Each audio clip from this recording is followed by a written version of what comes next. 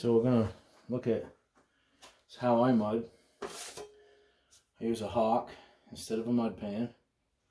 Just what I'm used to. Been doing it for a long time. Put the mud in the center of the 6-inch knife, taping knife, whatever you want to call it. Put plenty of it on there. And you lay, this is paper tape. I don't like fiber tape. If you do, great. I don't. So I use this. I like it better. I don't know. So then once you put that in there, you have to seat it in there. You want to really get all the mud, the joint compound, out of there. So you have that just because you don't want it sticking out farther, because you know drywall's tapered on the ends. So and that's it. If you want, you can lay a coat on top of it. This is going to shrink a lot. That'll save you a little bit of time. I generally don't, but anyhow. Now as far as the holes go, screw holes.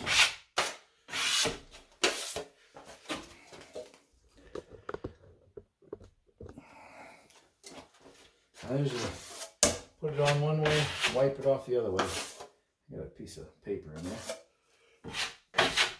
Because if you put it on and wipe it the same way, it's going to leave a little tiny hole. Of course, you know, I would,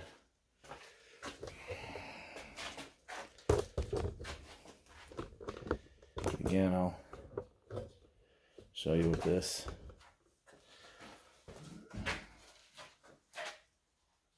I'm working in the bathroom. I'm going to show you the corner in a minute, but again, throw it on there.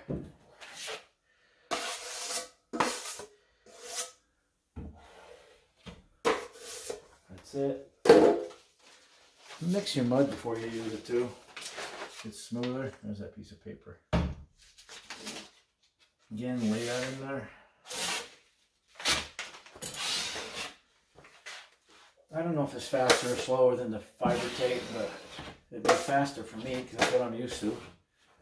I had someone comment on the video I did on the rafters, ask me why didn't I use a framing square to figure out the rafters. There's all kinds of information on a framing square. Well, a lot of people don't have a framing square. I may do. For me, again, it's quicker to do it with math because that's what I'm used to.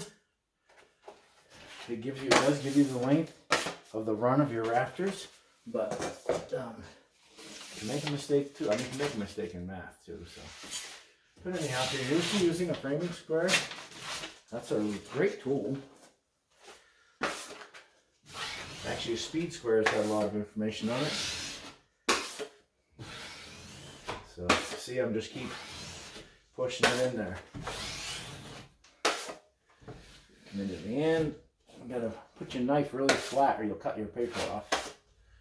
But, like that. Again. Holes. That's done. You'll hear a tick. The screw's gotta be screwed in further. I hit the screw. Usually carry a screwdriver with me, but I'm not right now. So let's do, well, I can do this corner. Let me see if I can't get you in a better spot so you can. All right. Well, what I'll usually do is, usually I start on the ceiling, but it's just harder to do, that's all. I have that short staging I showed you in the last video. I used to use stilts. Doing taping mudding with stilts is great. I don't have them anymore. I sold them. They're a little dangerous. Again, I put mud on one side. Run it up here. If you want to use a corner trowel, go ahead. I've never ever had much luck with a corner trowel. Now just run up this side. Let me go past that joint. I don't want to stop on that joint. So basically what you want to do is you want to get it high enough so you can reach it when you're doing a ceiling. So if you do this seam and do your corners up to there, then you can reach it all from your stages. You don't have to get up and down. And I just measure it out like that. Just roll it out. Cut it with the knife. Fold it. Lay it in there, take it up off the floor so you're not getting down in the mud. Your baseboard's going to cover that, so you don't want to get down into that. And then first, you want to push hard into that corner because you'll cut the corner of your tape. And have a crack. And to each side, just to set it in there. A little bit harder.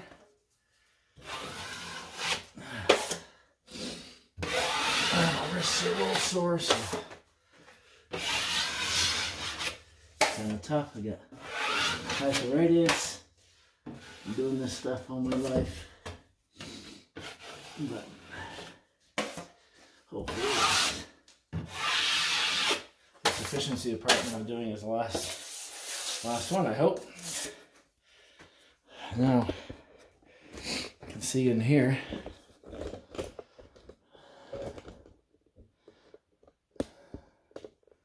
I'm going to put the bead around that corner, around that window too, so I may do that. There's two ways of doing it. You put the windowsill in it first, stain it, cover it in plastic, or you can put it in afterwards. If you put it in afterwards, you're going to have to sand it and stain it when it's in there. So I even do these little joint right there. When you're doing that, you just hang on to the paper because you don't want to crack like that. And it could crack. So anyhow, get all of it. It's just practice and you get it. Alright, some coat 2 for the first real time after taping. Again, I use a hawk. I use this trowel, it's curved, so it builds it up. I want to do it a different way again. Have at it. Put the mud on, like that. This is the first coat. So, you're not used to this. It's like a cement trowel. It is a drywall trowel, it's curved. And I just go, there's a couple imperfections, but I'm going to be going over this again. I always do my flats first. This is a bathroom. I do the flats first, so hopefully it'll be set up a little bit before I do my corners. But where this is a bathroom, it's not going to take long. And then there's that little short seam. You probably can't see that. Anyhow, it's just so supposedly when it dries, this is more flat. If you use something flat and it keeps drying and it keeps sucking in, you have to put more coats on.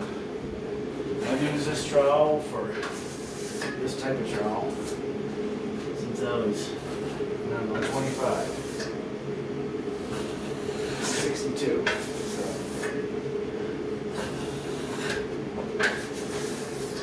Like that. I'm going to do the other ones. Then I'll come back and show you the corners. Alright, I'm going to do the corners. I'm going to start up top because that's what I do.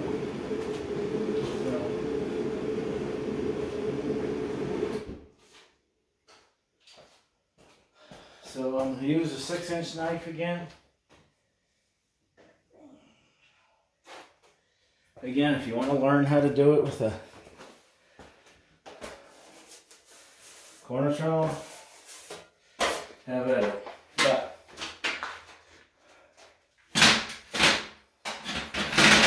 how this goes, again, how I do it, a lot of critics out there. I do what I can reach from up here. So if I do, I'm just doing that one side. Put the mud on the corner.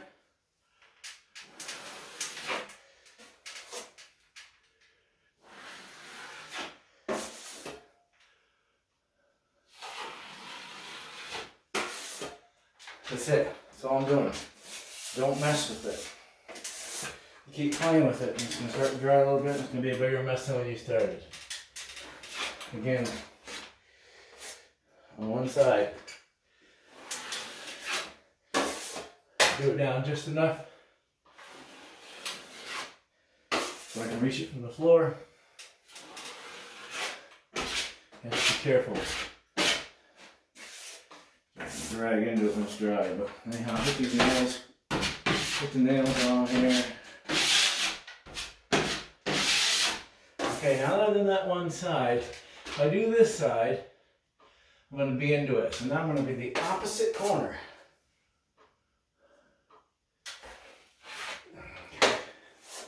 Now granted, if you do this, it's going to be kind of a mess. You know, I've been doing this for 30 years. So, see that tape where I taped that still isn't dry. So I get into it. It was cold last night, so that may be something I have to go over later. I just put a little extra on there and cover it up. Now I ran across that seam I just did. And there's a little ridge there. I'm going to leave it. I'm going to get you up here close, personal. Okay, so I'm going to do this one other side, and I'll bring you in.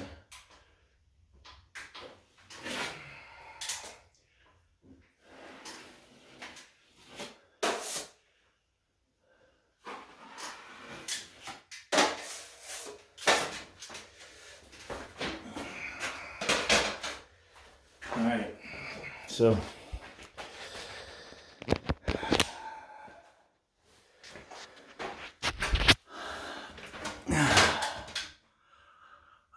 so you can see I did the ceiling.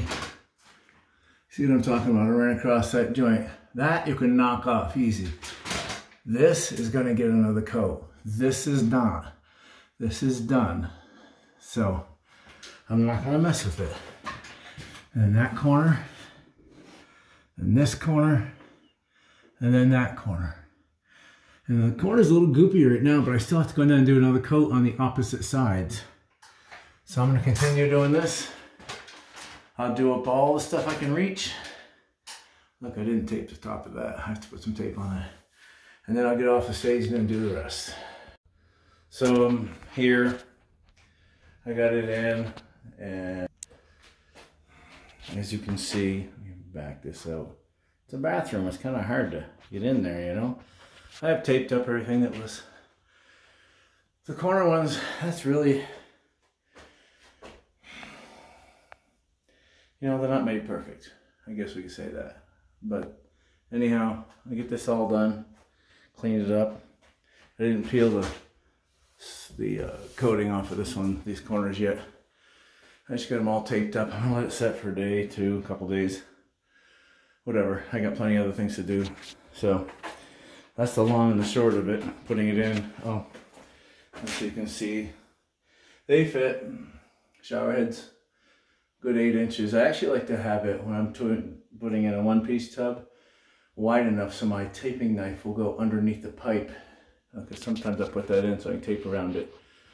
So that's about it. So installing sub surround. All right, so this is the last coat. This is the skim coat. You don't have to do this, but I don't like the sand and it kills my shoulders. So we just start off. This is the +3, which I like. So I'm going to start right in this corner. You see how it stopped there? There's a little So this is dry. This corner is, the other one isn't. And I'm just gonna put it on thick, liberally, like I showed you with the rest of it. Then I'm gonna come in and take it off. Take most of it off. And there's a lot less sanding. You don't have these edges to feather in. You can go down across this way. I'm diagonal, so I can make it as flat as I can. I'm really taking nothing off. You just do another chunk. Again, I put a ton of it on there. Pile. Don't go out. You go into your window, don't go out there. You're gonna get all those hard pieces in your knife. So you can go across it this way. Just really want to take everything off that you don't want to sand off. So just keep going over it till there's just a little tiny bit I'm taking off. And that's skim coat. I'm going to do these joints up here. I use a cheaper mud on the bigger parts. It fills in a lot. I use this +3 here. You can see it's a different color. That's dry, but it's a different color. Then I'm just going to skim coat that whole thing, especially ceilings. So that's how you do it.